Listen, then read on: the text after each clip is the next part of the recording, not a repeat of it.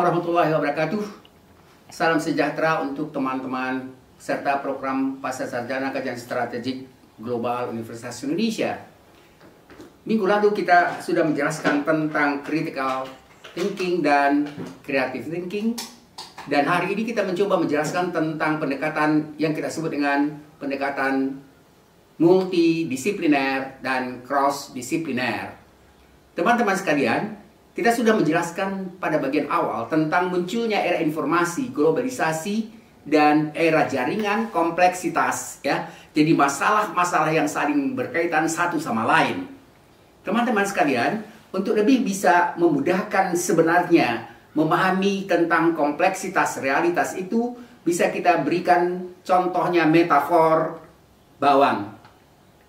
Ya, bawang itu setelah kita misalnya belah dua, maka akan terlihat sebenarnya yang kita anggap menyatu itu sebenarnya dia adalah gabungan dari lapisan-lapisan bawang itu sampai pada intinya. Jadi realitas yang kompleks itu sebenarnya bisa kita katakan seperti pandangan ini yang biasanya itu disebut dengan realitas yang kita teliti secara holistik, secara utuh. Bisa juga misalnya konsep-konsep untuk kompleksitas itu diibaratkan seperti tenunan. Tenunan itu kan benang yang berwarna-warni, tumpang tindih, sehingga kita tidak begitu melihat jelas misalnya bahwa itu terdiri dari berbagai macam benang. Teman-teman sekalian, sekarang kita mencoba menjelaskan realitas itu dengan menggunakan pendekatan bukan lagi hanya dengan pendekatan disipliner, tetapi atau monodisipliner, tapi kita mencoba untuk lebih meningkatkannya seperti naik tangga kedua. Dan ini adalah pendekatan yang kita sebut dengan pendekatan multidisipliner dan cross-disipliner. Teman-teman sekalian, kadang-kadang dikatakan juga sebenarnya bahwa pendekatan disipliner itu istilahnya dengan monodisipliner. Tapi ada istilah lain yang disebut dengan intradisipliner.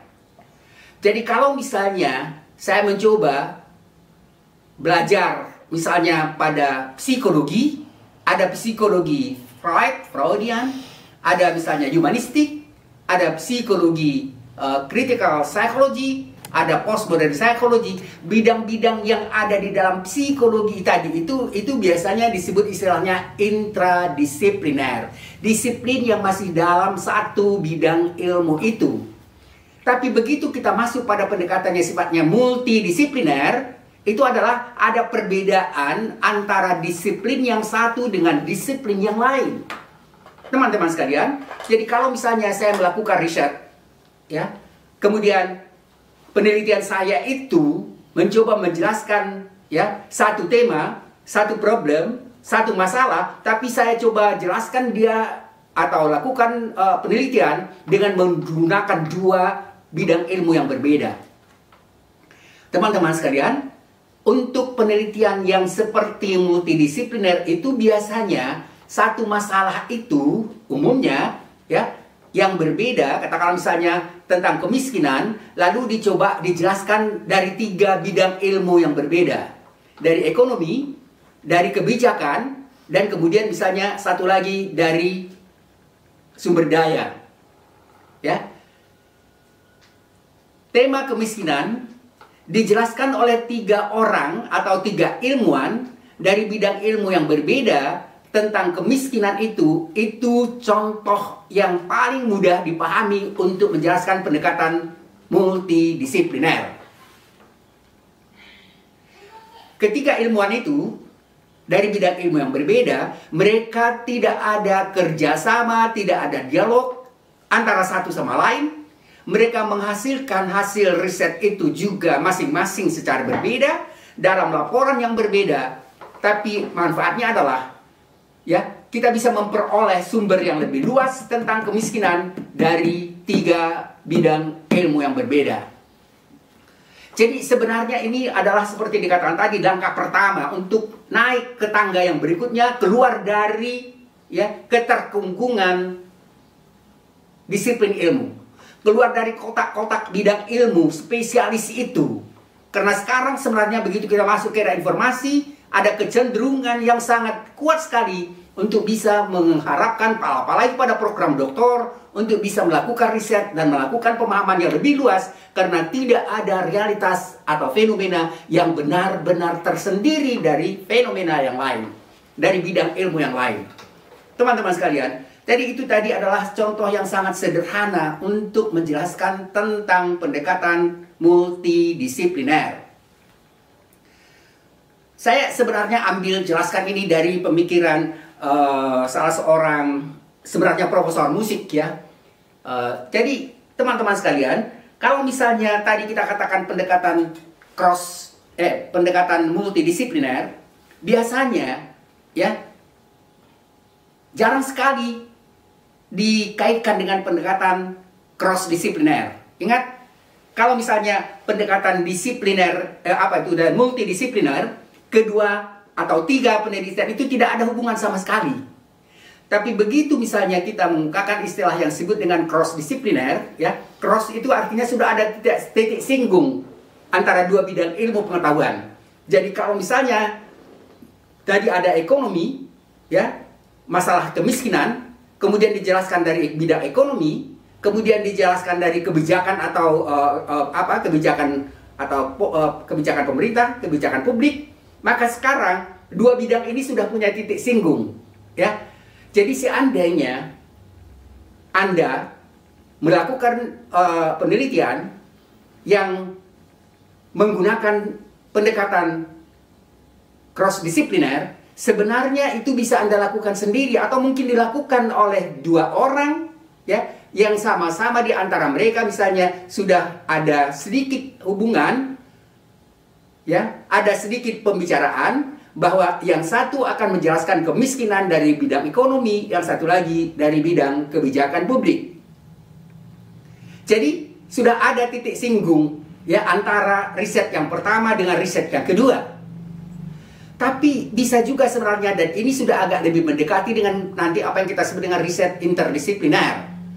Ya, pada interdisipliner dia bukan hanya tidak singgung, tapi sudah mulai ada himpitan yang yang agak jelas antara pendekatan yang kita sebut tadi dengan interdisipliner. Teman-teman sekalian, cross disipliner itu sebenarnya ya jarang sekali dikemukakan. Anda bisa mencoba untuk membuktikan itu dengan melakukan penelusuran melalui internet. Dan biasanya hanya dikemukakan pendekatan yang sifatnya multidisipliner, interdisipliner, dan transdisipliner. Teman-teman sekalian, tadi sudah kita katakan bahwa pada pendekatan yang sifatnya postdisipliner itu sebenarnya kita membicarakan tentang masalah kompleksitas jaringan. Kita membicarakan misalnya tentang ontologi realitas. Ingat, di dalam riset kita selalu membicarakan tentang realitas.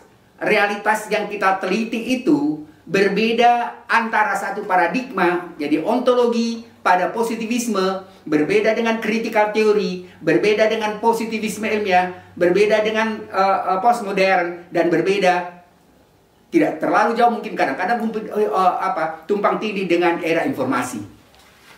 Pada era informasi justru sebenarnya kompleksitas jaringan tumpang tindih itu semakin jelas kita temukan pada berbagai macam problem dalam kehidupan kita sehari-hari. Ya, coba Anda, ya, kemarin-kemarin sebenarnya ada contoh yang menarik itu di pengadilan. Itu ketika misalnya jaksa menanyakan apakah ya fenomena yang muncul pada internet itu sama dengan fenomena yang sesungguhnya, fakta yang sesungguhnya. Ingat teman-teman, ya, ini justru sebenarnya kita sudah mulai memasuki pada era informasi. Nanti tidak semua yang muncul melalui internet itu sebenarnya merupakan ya atau identik dengan realitas yang sesungguhnya, karena sering sekali yang kita temukan misalnya pada era informasi itu, pada internet itu justru sebenarnya dia lebih banyak misalnya hasil konstruksi, hasil dari framing, atau hanya sedikit fakta saja, atau mungkin sama sekali hanya hasil kreativitas dan imajinasi. Ingat teman-teman, kita kemarin menjelaskan tentang, minggu lalu menjelaskan tentang creative thinking. Kreativitas, ya, imajinasi, kreativitas, dan inovasi itu sangat diperlukan untuk pengembangan ilmu pengetahuan. Dan ingat, itu dijelaskan misalnya oleh Einstein ketika kita jelaskan ilmu pengetahuan itu sekarang tidak hanya bertolak dari fakta saja, tetapi memerlukan kreativitas berpikir. Teman-teman sekalian, jadi tadi sudah kita jelaskan tentang ringkas tentang perbedaan antara sederhana sebenarnya antara pendekatan yang sifatnya multidisipliner dan cross-disipliner. Teman-teman sekalian, ini adalah sebenarnya satu penjelasan ringkas yang sangat bermanfaat untuk teman-teman sekalian, untuk kita semua. Jadi mudah-mudahan Anda bisa lakukan itu, baik misalnya secara sendiri-sendiri, atau misalnya dengan teman-teman nanti, atau misalnya pada disertasi sebenarnya Anda bisa melakukan ya pendekatannya sifatnya multidisipliner. Misalnya begini, Anda misalnya mencoba menjelaskan tentang ya COVID, ya. Lalu masalah COVID itu sebenarnya dijelaskan ada dari 4 masalah. Ya, jadi masalah COVID, ingat satu masalah COVID dijelaskan dari 4 perspektif bidang ilmu. Ya. Jadi saya waktu ya masa-masa COVID itu masih beredar sangat ini, saya dan ketua program kajian Eropa waktu itu menganjurkan kepada mahasiswa untuk mengambil sebenarnya tema-tema yang menarik tentang COVID, ya, yang bermasalah tentang COVID, karena pada prinsipnya sebenarnya ilmu pengetahuan itu tujuannya adalah untuk menyelesaikan masalah yang dihadapi. Itu yang dikatakan Popper, Karl Raimund Popper, dengan problem solving. Jadi ilmu pengetahuan tujuannya hanya itu. Jadi ya, oleh pemikir postmodern mengatakan sebenarnya bukan berarti meninggalkan metode-metode atau masalah-masalah lama, tapi sebenarnya tujuan utama ilmu pengetahuan itu adalah untuk menyelesaikan masalah. Karena masalah COVID waktu itu sangat menjadi problem dan perhatian luar biasa, ya. Ketua program kajian Eropa terutama sekali menganjurkan supaya mahasiswa mengambil tentang masalah COVID itu, dan saya juga dapat kebagian, ya. Sebenarnya ada 2 orang tapi dengan tema yang berbeda. Satu menjelaskan tentang COVID, tapi dengan menggunakan 3 atau 4 bidang ilmu. Ya, dia mengambil judulnya, ya, kerjasama Indonesia dengan Uni Eropa dalam mengatasi COVID-19. Ingat masalahnya tadi? Kerjasama dalam menyelesaikan masalah, dan kemudian kerjasama antara Indonesia untuk menyelesaikan COVID itu, dan kemudian dia menggunakan 3-4 bidang ilmu. Yang pertama kesehatan, kerjasama dalam bidang kesehatan, ya. Yang kedua kerjasama ekonomi, bantuan ekonomi dan kerjasama ekonomi antara negara-negara Eropa dengan Indonesia. Yang ketiga misalnya hubungan internasional. Teman-teman sekalian, jadi sekarang ya, tesis itu menjelaskan 3 masalah, ya. Jadi pada pembahasan misalnya satu bab itu tentang COVID itu dijelaskan, ya, tentang COVID dan kerjasama menyelesaikan masalah itu dengan Uni Eropa melalui 3 bidang ilmu pengetahuan. Teman-teman sekalian, jadi sebenarnya itu sudah melakukan pendekatan yang akan kita jelaskan nanti pada bagian berikutnya. Itu bukan lagi model penjelasannya sifatnya multidisipliner. Tapi kalau multidisipliner, 4 tadi ingat ya, ada COVID, kemudian ada 3 masalah, dan masalah itu dijelaskan oleh 3 peneliti yang berbeda. Satu sama lain tidak ada kerjasama dengan mereka. Ya, jadi karena mengingat waktunya sangat sedikit, saya mulai memasuki apa yang kita sebut dengan pendekatan interdisipliner yang akan kita jelaskan minggu depan. Terima kasih teman-teman sekalian, semoga bermanfaat, dan coba benar-benar upayakan untuk menelusuri masalah-masalah ini melalui internet supaya Anda bisa bukan hanya menganggapnya sebagai teori yang penting, tetapi bisa Anda terapkan. Jadi kita benar-benar berupaya untuk bisa mengungkapkan tentang permasalahan filsafat ilmu itu bukan hanya teori tetapi juga praksis. Jadi ada keterkaitan yang sangat erat antara teori dan praksis. Terima kasih.